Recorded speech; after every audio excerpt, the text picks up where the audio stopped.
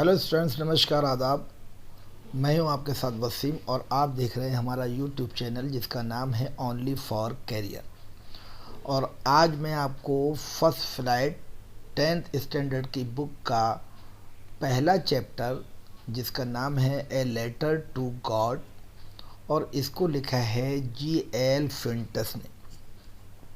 और chapter start करने से पहले मैं आप लोगों से कहना चाहता हूँ कि लिंक भेजने में काफ़ी प्रॉब्लम होती है, इसलिए आप डेली हमारा चैनल खोलिए और हमारा चैप्टर पढ़ते रहिए।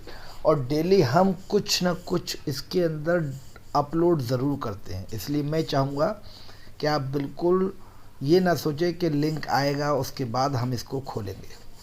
चलिए शुरू करते हैं।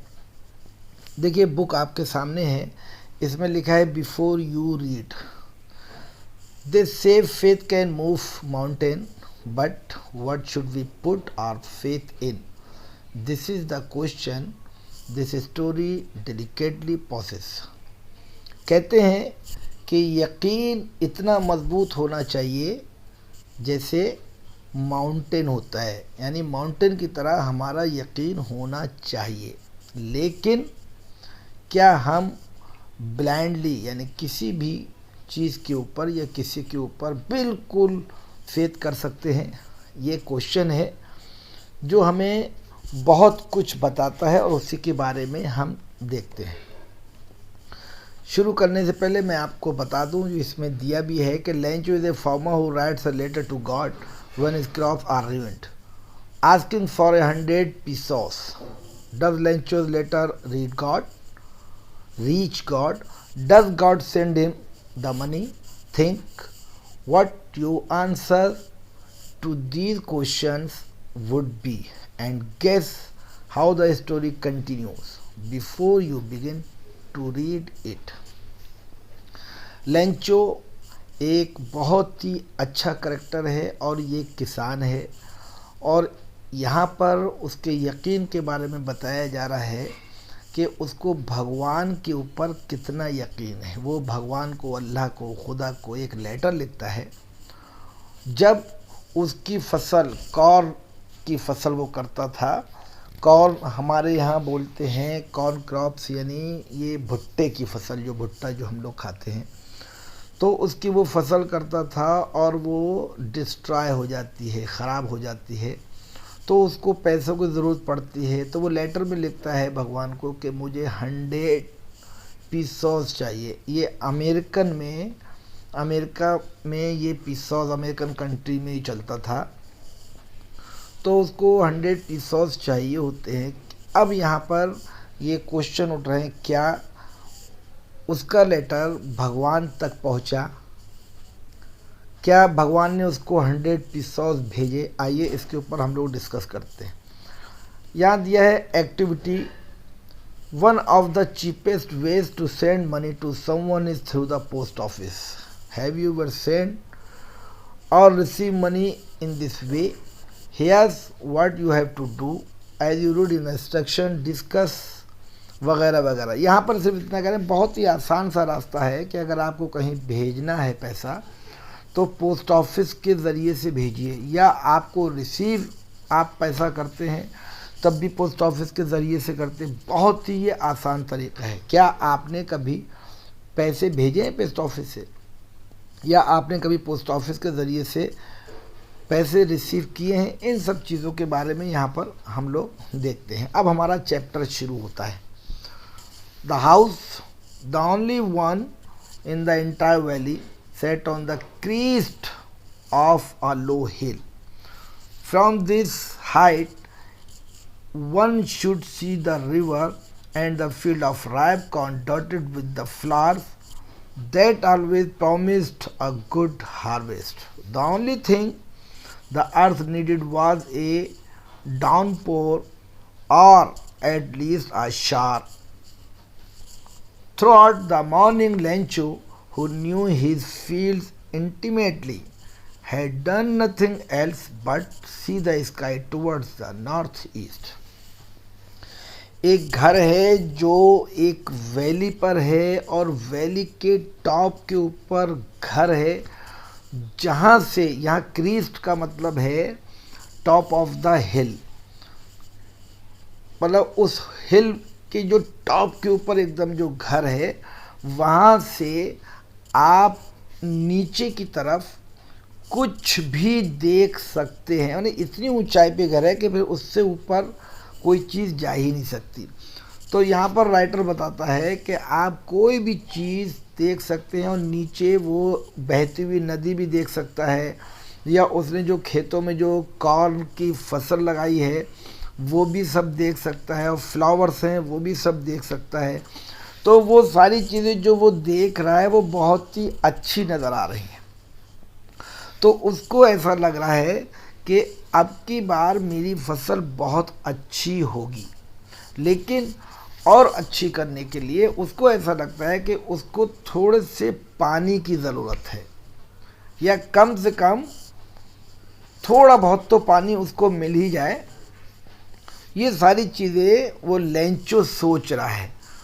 आगे पूरी सुबह ये लेंचो सोचता रहा कि उसको वाकई में पानी की बहुत ज़रूरत है, लेकिन वो कुछ कर नहीं सकता, और वो आसमान की तरफ देखता है। आसमान यानी नॉर्थ ईस्ट से जो हवाएं वगैरह जो चलती हैं, तो उनसे कुछ सिम्टम्स मिल जाते हैं कि हाँ अब बारिश होने वाली है या नहीं। तो दिन भर बेचारा सोचता रहता है। Now we are really going to get some water women. देखिए यहाँ पर कंफर्म नहीं है किस औरत की तरफ इशारा है। Now we are really going to get some water women, the women who was preparing supper replied, yes, God willing. The older boys were working in the field while the smaller ones were playing near the house until the woman called to them all, come for dinner. कहते हैं कि वो एक ladies से कहता है कि हमें रियली पानी की ज़रूरत है, यानी हमारे खेतों को पानी की ज़रूरत है। The women who was preparing, और वो जो औरत है वो खाना बना रही है, खाना बना रही। तो इससे ये पता लगता है कि वो कोई और नहीं, उसके घर की कोई औरत है, यानी उसकी बीवी है, पत्नी हो सकती है। यस गॉड विलिंग, वो कहती है हाँ भगवान ने चाहा तो ऐसा ही होगा। The older boy were working in the field, जो बड़ा लड़का था वो मैदान में यानी खेत में काम कर रहा था, जबकि छोटा लड़का घर के बराबर में खेल रहा था।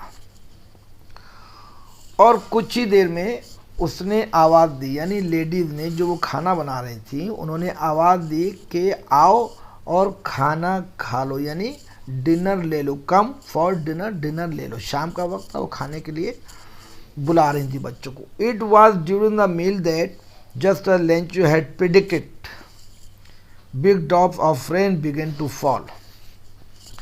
कहते हैं खाने का वक्त था, और उसी वक्त जिस तरह से लेंचो ने प्रिडिक्ट किया था, उन्होंने पहले कहा था कि हमें थोड़े से पानी की ज़रूरत है, अगर पानी थोड़ा मिल जाए तो हमारी फसल और अच्छी हो जाएगी। तो उनके प्रिडिक्शन के हिसाब से कहते हैं big drops of rain began to fall, इतने में बड़ी बड़ी बूंदें पानी की गिरना शुरू हो गई। In the north east huge mountain, in the north huge mountains of clouds could be seen approaching, और नॉर्थ ईस्ट से बराबर बादल आ रहे थे, यानी ऐसा लग रहा था कि पानी गिरने की पूरी तैयारी में था। आगे कहते हैं कि the air was fresh and sweet. अब वो जो बूंदें जो गिर रही थी ना, तो अक्सर क्या होता है कि जब वो बहुत गर्म जगह पर या ऐसी ज़मीन जिसको रियल में पानी की बहुत ज़रूरत हो, जब वहाँ पर थोड़ी बूंदें गिरती हैं तो उसमें से बहुत अच्छी सी स्मेल आती है। तो वो कह रहा है the air was fresh and sweet. अब जो हवा जो चल रही थी बहुत ही सुगंधित थी, बहुत मीठी थी। The man went out for no other reason than to have the pleasure of feeling the rain on his body. उसके पास खुश होने के लिए और कोई रीज़न नहीं था। And when he return he explain, क्योंकि जब बारिश हुई तो उसका अचानक दिल ही खुशी हुई, और जब वो वापस आया तब वो एक्सप्लेन करता है, these aren't rain drop falling from the sky, they are new coins. कहते हैं ये जो बूंदें गिर रही हैं ये पानी की बूंदें नहीं हैं, बल्कि ये कॉइन्स हैं, सिक्के हैं, पैसा है। The big drop are 10 cent pieces, जो बड़ी बड़ी बूंद गिर रही है वो 10 पैसे के बराबर है। And the little one are 5, और जो छोटी बूंदें हैं वो 5 रुपए के बराबर है। With a satisfied expression, he regarded the fields of ripe corn with its flowers. वो बहुत ही खुश था, बहुत सेटिस्फाई था, और इस सेटिस्फेक्शन की वजह से उस ज़मीन को भी देख रहा था जिसमें उसके फ्लावर्स वगैरह लगे थे। उनको देख देख कर वो बहुत खुश हो रहा था। Draped in a curtain of rain, draped का मतलब होता है कवर्ड विद अ क्लॉथ, यानी जब बूंदें जो गिरी थी तो मिट्टी में ऐसा लग रहा था कि वो कवर्ड हो गई हैं। But suddenly a strong wind began to blow and along with the rain very large hail stones. यहाँ से थोड़ा सा बदल जाता है माहौल। अचानक क्या होता है कि बहुत तेज़ हवा चलती है, यानी तूफान जैसा आता है, और उसके साथ साथ हेल स्टोन्स का मतलब होता है पीस ऑफ स्नो, यानी कि बर्फ़ के छोटे छोटे टुकड़े, हम कह सकते हैं ओले। और इसी के साथ क्या होता है कि ओले भी गिरना शुरू हो जाते हैं। Hail stones began to fall, गिरना शुरू हो जाते हैं। These truly didn't resemble new silver coins, और सच बात यह है कि जो छोटे छोटे ओले गिर रहे थे ये ऐसा लग रहा था जैसे चांदी के सिक्के हों। क्यों, होता क्या है अक्सर कि हम आप भी जब बचपने में थे, जब बच्चे थे, तो छोटे छोटे जब टुकड़े गिरते थे तो हम लोग बड़ा खुश होते थे, क्या ये बहुत अच्छे अच्छे हम लोग इकट्ठे करते थे। तो यहाँ पर बता रहे हैं कि the boys exposing themselves to the rain ran out to collect the frozen pearls। छोटे छोटे जो बच्चे थे वो बाहर दौड़ पड़े, और दौड़ने के बाद इन छोटे छोटे टुकड़ों को उठाने लगे, और ये टुकड़े ऐसे लग रहे थे जैसे ये फ्रोजन पर्ल्स का मतलब कि छोटे छोटे मोती हों। It is really getting bad now, exclaimed the man. I hope it passes quickly. It didn't pass quickly. For an hour the hail rained on the house, the garden, the hillside, the cornfield, on whole valley. The field was white as if covered with salt. यहाँ कह रहे हैं कि जब वो छोटे छोटे टुकड़े यानी हेल स्टोन जब गिरना शुरू हो गए, तो यहाँ पर कह रहा है राइटर कि ये हमारे लिए अच्छी बात या अच्छी खबर नहीं है, और वो ये उम्मीद करता है कि जल्द ही ये गिरना बंद हो जाए, यानी वक्त जल्दी से बीत जाए और गिरना बंद हो जाए। लेकिन ऐसा नहीं हुआ। For an hour the hell rain on the house, और आधे घंटे में क्या होता है कि घर में भी ये भरना शुरू हो गए। द गार्डन, बाग में भी आ गए। द हिल साइड, और पहाड़ के चारों तरफ भी। कॉर्नफील्ड, जो हमारी कॉर्नफील्ड की जो फसल थी वहाँ पर भी पूरी तरह से ये गिरना शुरू हो गए। ऑन द होल वैली, और जो पूरी वैली थी वो पूरी तरह से एक तरह से ढक गई, और ऐसे ढक गई ऐसा लग रहा था जैसे किसी ने नमक से उसको कवर्ड कर दिया है। आगे देखिए, not a leaf remain on the trees, the corn was totally destroyed, the flowers were gone from the plants, Lencho's soul was filled with sadness. When the storm had passed, he stood in the middle of the field and said to his son, a plague of locusts wood trapped covered locust insect which fly in big swarms and destroy crops. आगे कहते हैं कि जब देखिए वो ओले गिर रहे थे तो ओले की एक ख़ास बात ये होती है कि एक तो बहुत वो सॉलिड होते हैं, दूसरा बहुत स्ट्रांग होते हैं। वो अगर किसी के सर पे गिर जाए तो फिर बहुत बुरी पोजीशन में बंदा आ जाता है।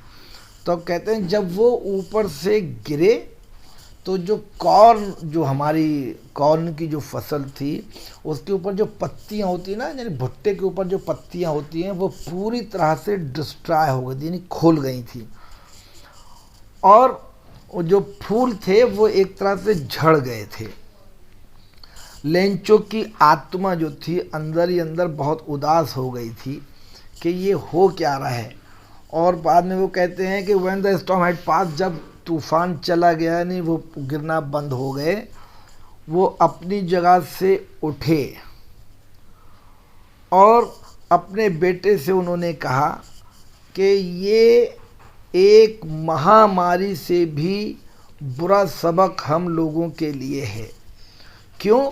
लॉक्टर जो यहाँ पर बताया गया है वो टिड्डे, जिनको बोलते हैं टिड्डे जो होते हैं ना, जब वो किसी फसल के ऊपर अटैक करते हैं तो पूरी फसल को डिस्ट्रॉय कर देते हैं। लेकिन यहाँ पर राइटर कहता है कि ये उस अटैक से भी खतरनाक अटैक था जिसने सब कुछ डिस्ट्रॉय कर दिया। The hail has left nothing, this year we will have no corn. कहता है कि हेल हैज लेफ्ट नथिंग, कुछ नहीं छोड़ा हमारे पास इसने, यानी कि इस हेल स्टोन्स ने सब कुछ बर्बाद कर दिया, कुछ नहीं बचा। और ऐसा लग रहा है कि इस साल हमें भूखा रहना पड़ेगा। That night was a sorrowful one. All our work for nothing. There's no one who can help us. We will all go hungry this year. पूरी रात हम लोग ऐसे दुखी रहे और सारा कुछ बेकार हो गया। अब हमारी कौन मदद करेगा? There is no one who can help me. कौन है जो हमारी मदद कर सकता है? लगता है कि अब हमें पूरे साल भूखे रहना पड़ेगा। But in the hearts of all who lived in that solitary house in the middle of the valley, there was a single hope, help from God. लेकिन दिल में अचानक एक आवाज़ आई। बिल्कुल तन्हाई में हम रहते थे, घर में जहाँ रहते थे तो वहाँ पर मैं रहता था, तो वो एकदम मेरे दिल में एक आवाज़ आई कि नहीं, एक ऐसी ताकत है जो हमारी मदद कर सकती है और वो ताकत है केवल भगवान, अल्लाह, खुदा। हेल्प फ्रॉम गॉड, यानी कि अब भगवान से मदद मांगनी चाहिए। आए कहते हैं don't be so upset even though this seem like a total loss, remember no one dies of hunger. अपने बेटे को समझा रहा है कि बिल्कुल दिल छोटा मत करो। डोंट बी सो अपसेट, दिल छोटा मत करो, जबकि हम सब कुछ खो चुके हैं, नो डाउट। रिमेंबर, याद रखो, कोई भी आदमी भूख से नहीं मरता है। फिर कहता है कि that is what they say, no one dies of hunger, कोई भी आदमी भूख से नहीं मरता है। All through the night, Lencho thought only of his one hope, the help of God, whose eyes, as he had been instructed, see everything, even what is deep in one's conscience. All through the night, पूरी रात वो इस चीज़ को सोचता रहा। Lencho ने सोचा मैं क्या करूं, मेरी एक ही उम्मीद है, वो है भगवान। द हेल्प ऑफ गॉड, भगवान ही मेरी मदद करेगा। Whose eyes as he had been instructed, वो चारों तरफ देखता है, सब कुछ देखता है, सब कुछ जानता है। और उसको ये भी पता है कि हमारे दिल में क्या है। कंशाइंस का मतलब होता है an inner sense of right and wrong, वो हर अच्छी बुरी चीज़ के बारे में जानता है। Lencho was an ox of a man working like an animal in the field. An ox of a man का मतलब होता है वेरी हार्ड वर्किंग, यानी बहुत ही मेहनती आदमी। लेंचो बहुत ही मेहनती है और एक जानवर की तरह मेहनत करता है। वो ये नहीं सोचता है दिन है रात है क्या है, लेकिन मेहनत बहुत करता है। But still he knew how to write. लेकिन मेहनत के साथ साथ लोगों को ऐसा लगता है किसान जो है पढ़े लिखे नहीं होते हैं, तो यहाँ पर वो कह रहा है कि भले ही वो मेहनत बहुत करता है, जानवर की तरह मेहनत करता है, लेकिन वो लिख भी सकता है। The following Sunday at day break he began to write a letter which he himself would carry to town and place in the mail. It was nothing less than a letter to God. Sunday होता है, next Sunday वो क्या करता, जब Sunday आता है तो उसमें वो क्या करता है कि जैसे ही सुबह होती है वो एक लेटर लिखना शुरू करता है, और लेटर को ले जाने वो लिखने के बाद वो जाता है और उसको मेल करता है। ये लेटर कुछ नहीं था, लेटर टू गॉड, एक भगवान को एक लेटर लिख रहा है। क्या लिख रहा है? God, he wrote, if you don't help me my family and I will go hungry this year. हे भगवान, हे मेरे अल्लाह, मैं तुझे लिख रहा हूँ। मैंने तुझे क्या लिखा है कि अगर तू मेरी मदद नहीं करेगा तो हमारी पूरी फैमिली भूख से मर जाएगी। आई नीड 100 पीसोस। 100 पीसोस जो है ना, ये करेंसी है। पीसोस जैसे हमारे यहाँ रुपया चलता है इंडिया में, तो ये पीसोस एक करेंसी है, और currency of many Latin American countries में चलती है। यानी बहुत सारे लैटिन अमेरिकन कंट्रीज़ जो हैं वहाँ पर पीसोस चलता है। तो कहता है वो, इसका मतलब ये हुआ कि ये कहानी जो है ये लैटिन अमेरिकन कंट्री की है। I need 100 pesos in order to sow my field again and to live until the crop comes because the hail storm. वो कहता है कि हेल स्टॉर्म की वजह से, यानी ओले गिरने की वजह से मेरी सारी फसल डिस्ट्रॉय हो गई है, और इसको रिकवर करने के लिए मुझे 100 पीसोस चाहिए। यानी कि ये भगवान को लेटर लिख रहा है। He wrote to God on the envelope, put the letter inside and still troubled went to town. फिर क्या होता है, उसने लिखा टू गॉड, जो एड्रेस जो हम करते हैं तो लिखते हैं ना टू सो एंड सो, तो वहाँ लिख रहा है टू गॉड। एनवेलप के ऊपर उसने लिखा, और जो लेटर जो उसने लिखा था जिसमें मैटर पीसोस के बारे में लिखा था उसने उसके अंदर रख दिया। और परेशानी में अब भी है। At the post office he placed a stamp on the letter and dropped it into the mail box. और पोस्ट ऑफिस से उसने एक स्टैम्प ली, उसके ऊपर लगाई, और लगाने के बाद मेल बॉक्स के अंदर ड्रॉप कर दिया।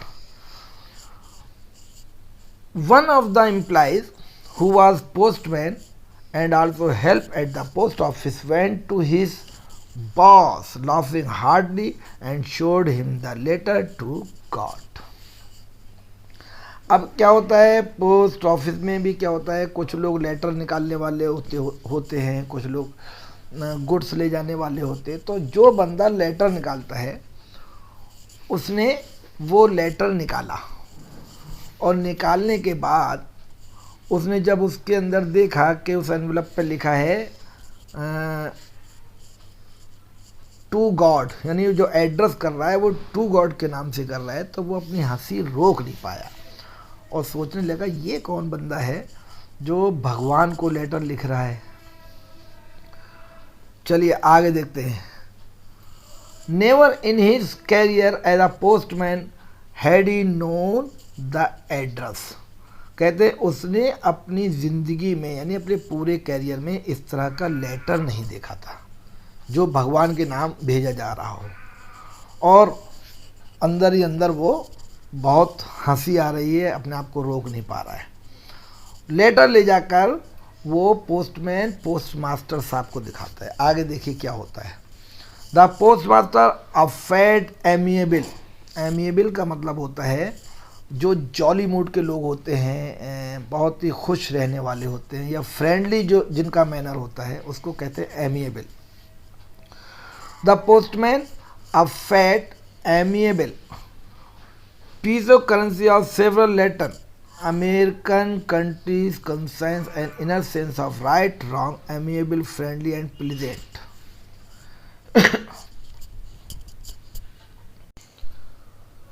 The postmaster, a fat, amiable fellow, also broke out laughing, but almost immediately he turned serious and tapping the letter on his desk, commented, "What faith! I wish I had the faith of the man who wrote this letter." देखिए यहाँ पर कह रहा है कि post master जो साहब जो हैं वो बहुत मोटे हैं और बहुत ही फ्रेंडली उनका मैनर रहता है, बहुत खुश मिजाज है। वो कहते हैं कि जब उन्होंने वो लेटर देखा, पोस्टमैन ने दिखाया, तो वो भी अपनी हंसी नहीं रोक पाए कि अरे ये कैसा लेटर आ गया जो भगवान के नाम भेजा जा रहा है। तो वो भी अपनी हंसी को नहीं रोक पा रहे हैं, लेकिन फ़ौरन वो अपनी हंसी को रोकते हैं। और रोकने के बाद क्या करते हैं कि उस लेटर को टेबल के ऊपर रखते हैं और कहते हैं कि ओहो, कितना फेथ है भगवान के ऊपर इस बंदे को, और मैं चाहता हूँ कि इसका फेथ टूटना नहीं चाहिए, इसका विश्वास जो है वो टूटना नहीं चाहिए। Starting up a correspondence with God. और शायद मन ही मन सोच रहे हैं कि कॉरस्पॉन्डेंस को भगवान के ज़रिए कंटिन्यू करना चाहिए, यानी कि उसका बिल्कुल भी जो विश्वास है, यकीन है भगवान के लिए, वो ख़त्म नहीं होना चाहिए। So in order not to shake the writer's faith in God, नहीं चाहते कि वो भगवान के प्रति जो उसका यकीन ख़त्म हो। The post master came up with an idea. Post master के दिमाग में एक आइडिया आया, आंसर द लेटर, क्यों ना इस लेटर का आंसर दिया जाए। But when he opened it, जब उसने उस लेटर को खोला, it was evident that to answer it he needed something more than goodwill, ink and paper. कहते हैं जब उसने लेटर को खोला तो उसमें अजीब गरीब मैटर था कि मुझे आपकी गुडविल नहीं चाहिए, पेपर पे लिखा हुआ कुछ नहीं चाहिए, मेरी जो ज़रूरत है वही आपको पूरी करनी है। But he stuck to his resolution, he asked for money. ओह, तो एकदम उसका जो वो पढ़ रहा था तो एकदम कह रहा है स्टक टू हिज रेजोल्यूशन, एकदम वो रेजोल्यूशन पे पहुंच जाता है, उसके फाइनल डिसीजन पे पहुंच जाता है, जिसमें वो कहता है ही आस्क्ड फॉर मनी, कि मुझे इसके साथ कैसा बिहेव करना चाहिए। उसने लोगों से पैसा इकट्ठा करने की कोशिश की। He himself gave part of his salary, और उसने अपनी सैलरी का भी कुछ हिस्सा दिया। And several friends of his were obliged to give something for an act of charity. जो उसके अलग अलग जो दोस्त थे भी, उन्होंने भी ऑब्लाइज किया कि नहीं, काम अच्छा है और ये काम करना चाहिए, उसका यकीन नहीं टूटना चाहिए, और उन्होंने भी चैरिटी करने का काम शुरू किया।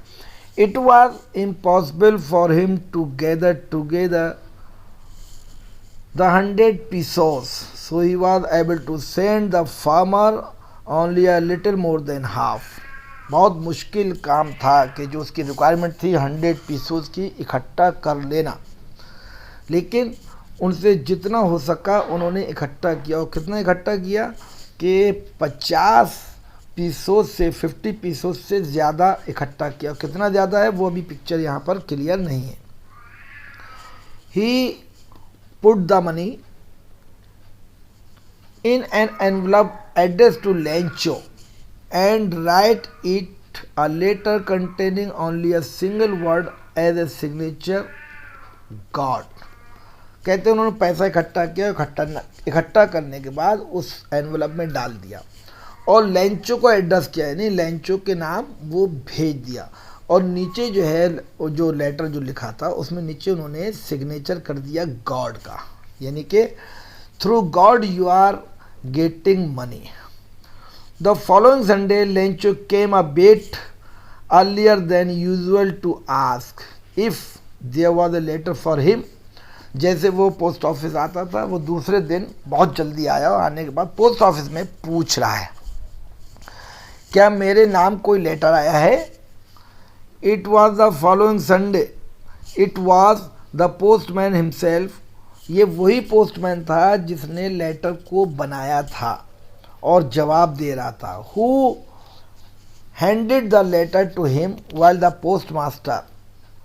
पोस्टमास्टर ने जैसा कहा था उसने बिल्कुल वैसे किया, उसके हाथ में लेटर दे दिया। Experiencing the contentment of a man who has performed a good deed looked on him on from his face. अब वो एक्सपीरियंस कर रहा है अंदर बैठा बैठा कि देखो क्या होता है। कंटेनमेंट का मतलब होता है सेटिस्फेक्शन, कि इसको कितना सेटिस्फेक्शन इस चीज़ से मिलता है और इसका भगवान के ऊपर कितना भरोसा है कि दोबारा लेटर भी लेने के लिए आ गया।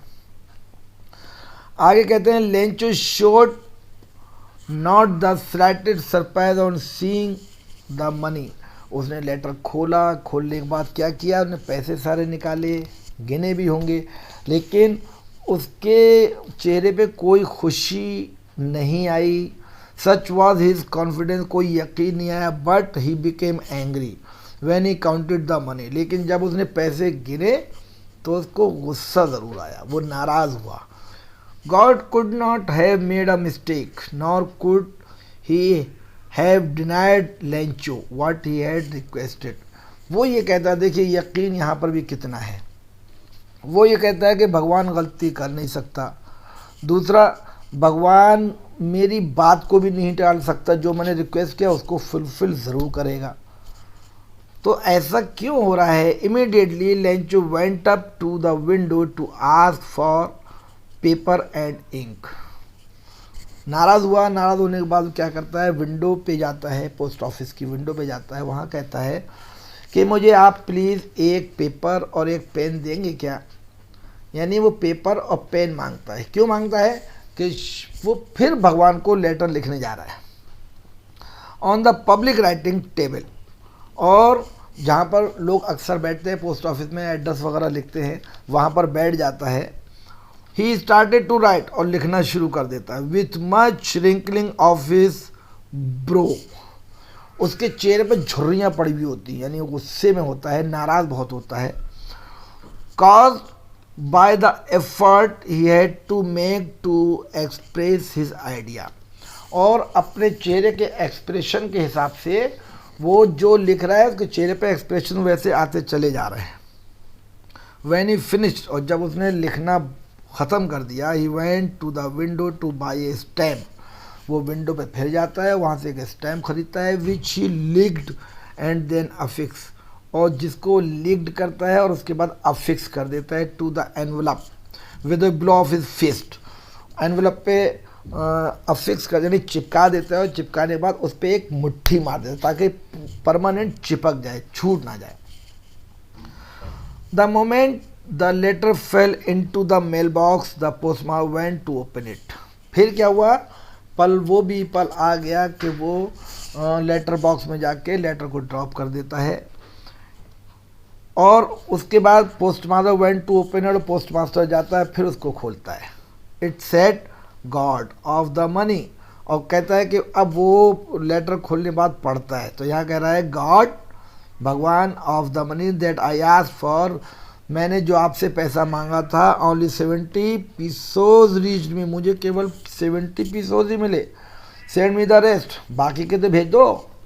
यानी उसको 100 चाहिए थे, लेकिन इन्होंने दिए कितने, यानी भगवान के ज़रिए से उसको मिले कितने, 70। तो कह रहा है बाकी के rest of money please try to send me quick since I need it very much, मुझे इसकी बेहद ज़रूरत है। But don't send it to me through the mail, लेकिन यहाँ पे कह रहा है अब मुझे मेल के ज़रिए से पैसे मत भेजना, बिकॉज क्योंकि the post office employees are bunch of crooks. Crooks का मतलब होता है चीट्स। कहता आप मुझे मेल के ज़रिए से पैसे मत भेजना क्योंकि ये जो पोस्ट ऑफिस में जो वर्कर हैं मुझे इनके ऊपर भरोसा नहीं है और इन्होंने ही शायद मेरे पैसे और 30 रुपीज़ निकाल लिए हैं, that's why I got only 70 पीसों। तो मुझे चाहिए आपसे 100, तो प्लीज़ इनको आप जल्दी से भेजिए। तो ये थी आपकी स्टोरी का एक्सप्लेनेशन। आपको कैसा लगा? अगर आपको पसंद आया हो तो प्लीज़ आप मुझे सब्सक्राइब ज़रूर कीजिए, लाइक ज़रूर कीजिए, शेयर ज़रूर कीजिए और कमेंट ज़रूर कीजिए। साथ में अगली वीडियो आप देखना बिल्कुल मत भूलिएगा, ठीक है? क्योंकि मैं नेक्स्ट वीडियो आपको दूंगा, समरी की दूंगा, क्वेश्चन आंसर की दूंगा। तो प्लीज़ इस तरह से हमारा चैनल देखते रहिए।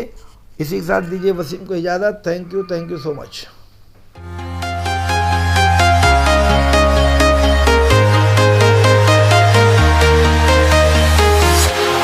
Walking alone, the streets are empty. The only thing I can see is my own